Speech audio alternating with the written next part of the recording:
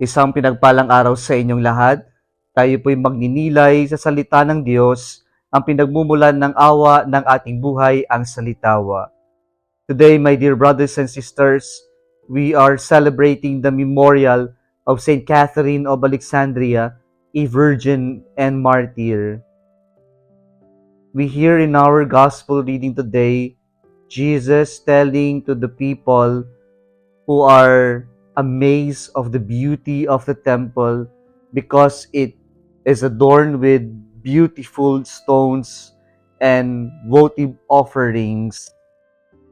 Jesus says to them, all that you see here, the days will come when there will not be left a stone upon another stone that will not be thrown down. Ano po ang ipinapaalala ng Panginoon sa atin? Jesus is reminding us that everything in this world is temporary or ephemeral or fleeting.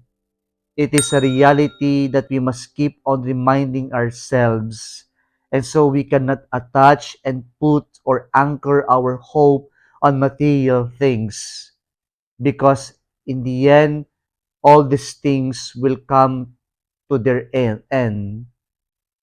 Kaya po, isa itong paalala at katotohanan na kailangan nating makita araw-araw sa buhay, lalong-lalo na sa panahon natin ngayon na marami sa atin ang maling sa pagkakaroon ng maraming material na bagay, kayamanan o ari-arian. We remind once again ourselves, all these things will come to their end. But the Lord is also giving us this strong reminder that even if things will come to their end, we should not also fail to appreciate these things.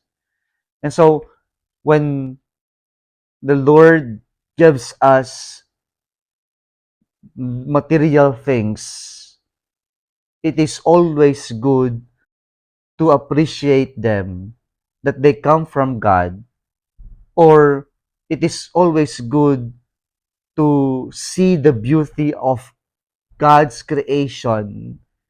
Maganda naman yung ina-appreciate natin sapagkat maganda talaga lahat ng linikha ng Diyos. But this appreciation should lead us to the Creator. This appreciation of created things should lead us to the one who created all these things. And so when we appreciate other people, that appreciation should bring us to the Creator, to our God. When we see the beauty of material things, this appreciation should lead us to the one who gave us all these things. Kaya po mga kapatid, let us not fail to appreciate each other, appreciate the beauty of the creation of God, and let us not also fail to see the one who created all these things and who gave us all these things. Kung nagustuhan mo ang video na ito, huwag kalimutang mag-like, i-share at mag-subscribe sa Salitaw Facebook page and YouTube channel. Muli isang pinagpalang araw sa inyong lahat.